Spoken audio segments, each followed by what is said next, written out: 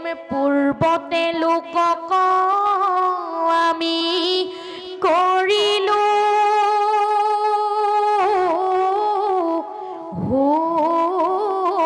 নষ্ট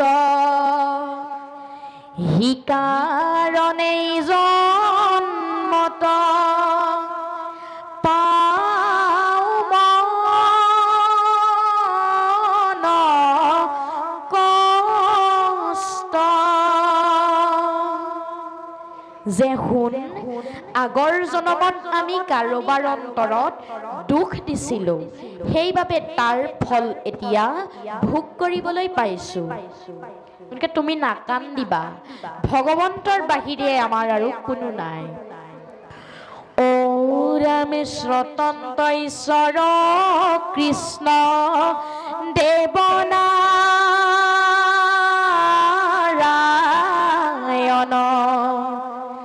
তান মহাভক্তি ইটো শ্ৰৱণ কীৰ্তন ভগৱন্ত প্ৰভুৰ বাহিৰে আমাৰ আৰু কোনো নাই তেওঁক পাবলৈ হলে আমি শ্ৰৱণ আৰু কীৰ্তন তেৰাৰ গুণনাম শ্ৰৱণ আৰু কীৰ্তন কৰিলেহে তেওঁক আমি বিচাৰি পাম এতিয়া প্ৰাৰ্থনা মানেনো কি ভগৱন্ত প্ৰভুৰ লগত আন্তৰিক অনুভূতিৰ মিলনেই হ'ল প্ৰাৰ্থনা প্ৰাৰ্থনা এনে এক বস্তু যি বস্তুৱে আমাৰ মনত ঐশ্বৰিক শক্তি প্ৰদান কৰে আমাৰ মনটো পবিত্ৰ কৰি ৰাখে প্ৰাৰ্থনা আৰু যুৱক যুৱতী বৃদ্ধ বনিতা আইসকলৰ এটা মুদ্ৰাৰ ইপিঠি সিপিঠিৰ নিচিনা কণ কণ ছাত্ৰ ছাত্ৰীসকলে দিনে দুবাৰকৈ হ'লেও গুৰুগৃহত প্ৰাৰ্থনা কৰিব লাগে তেতিয়াহে মনটো পবিত্ৰ হয় আমাৰ আকৌ উজুতি খালেহে ভগৱন্তলৈ মনত পৰে এতিয়া প্ৰাৰ্থনা কেইবা পাকৰতো ভাগ হৈ আছে মৌন প্ৰাৰ্থনা পুৱাৰ প্ৰাৰ্থনা সন্ধ্যাৰ প্ৰাৰ্থনা সমূহীয়া প্ৰাৰ্থনা চিঞৰি চিঞৰি গোৱা প্ৰাৰ্থনা যেনে বিদ্যালয়ত এতিয়া মৌন প্ৰাৰ্থনাই আমাৰ শৰীৰত এক ঐশ্বৰিক শক্তি প্ৰদান কৰে পুৱাৰ প্ৰাৰ্থনাই আমাৰ মনটো পবিত্ৰ কৰি ৰাখে সন্ধ্যাৰ প্ৰাৰ্থনাই আমাৰ মনটো দমন কৰি ৰাখে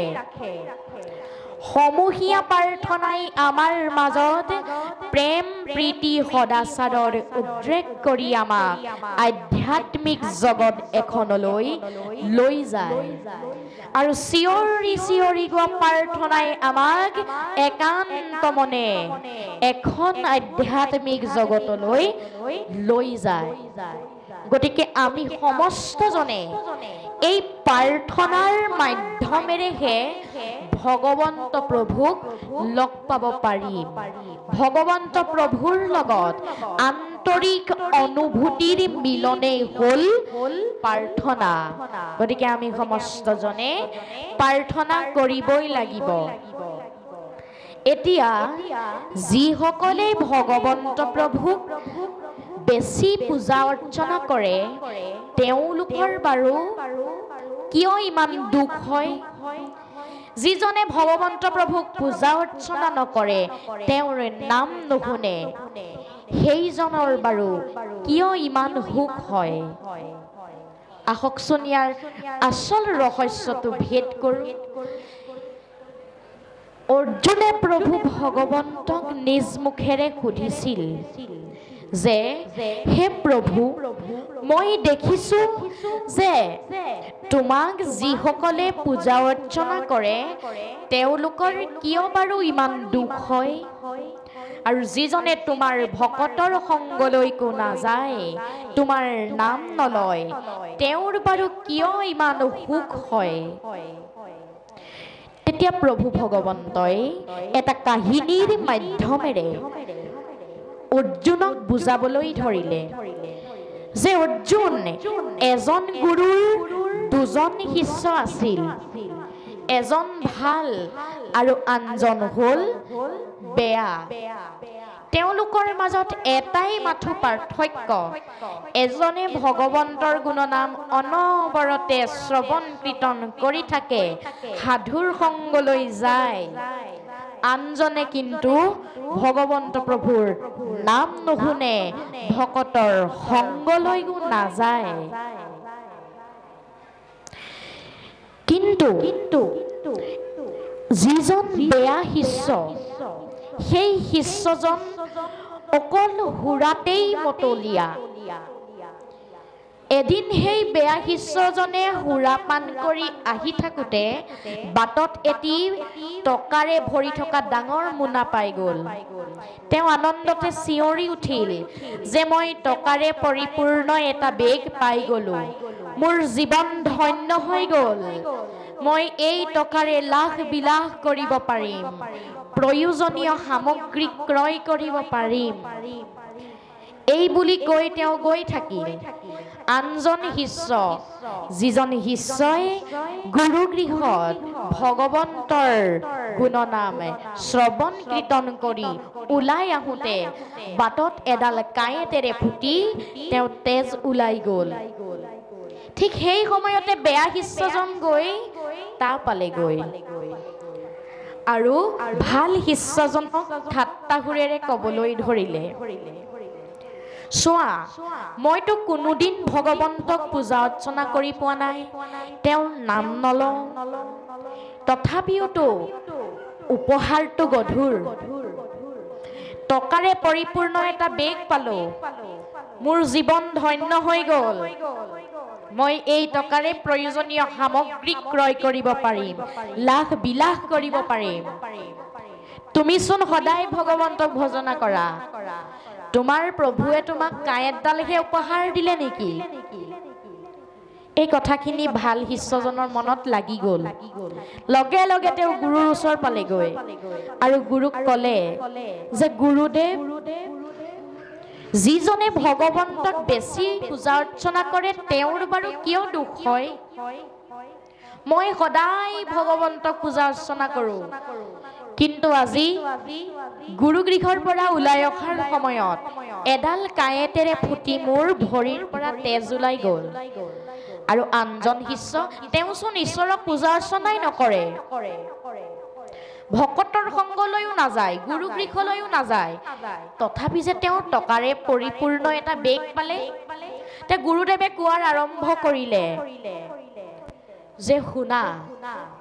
তুমি আগৰ জন্মত মহাপাপী আছা, কিন্তু এই জন্মত যে তুমি ভগৱন্তৰ গুণনাম শ্ৰৱণ কীৰ্তন কৰিলা, তোমাৰ আজিৰ দিনটোত মৃত্যু লিখা আছিল, ভাল তুমি গুৰুগৃহৰ পৰা অহাৰ বাবে এডাল কাঁইটেৰে ফুটি তুমি মৃত্যু মুখৰ পৰা ৰক্ষা পৰিলা। আৰু আনজন শিষ্য আগৰ জন্মত মহাপুৰুষ আছিল, সন্ত মহন্ত আছিল, এই জন্মত তেওঁ অগাধ ধন সম্পত্তিৰ মালিক হ'ব লগা আছিল, কিন্তু এই জন্মত যে তেওঁ ঈশ্বৰক পূজা অৰ্চনা নকৰিলে, সেইকাৰণে কেৱল কেইটামানহে মাত্ৰ টকা পালে, জীৱন গঢ়াৰ ভক্তি প্ৰেমৰ ৰসকণ কিন্তু নাপালে। গতিকে আমি সমস্তজনেও এই যিটো মুক্তি, এই মুক্তিটো পৰিহাৰ কৰি একান্তভাৱে সুদৃঢ় বিশ্বাসে ভগৱন্ত প্ৰভুৰ শ্ৰীচৰণত ভকতি কৰিলেহে এই অপাৰ সংসাৰ সমুদ্ৰখন পাৰ হৈ যাব পাৰিম, নহ'লে কিন্তু নোৱাৰিম। এদিন ভগৱন্ত প্ৰভুৱে দেৱৰ্ষি নাৰদক তেওঁৰ ওচৰৰ পৰা যাবৰ বাবে বাৰে বাৰে আহ্বান জনাই আছে। এ ৰাম ৰাম, বাৰে বাৰে নাৰদক পঠান্ত মাধৱে, নেৰন্ত দ্বাৰকা দেখি কৃষ্ণ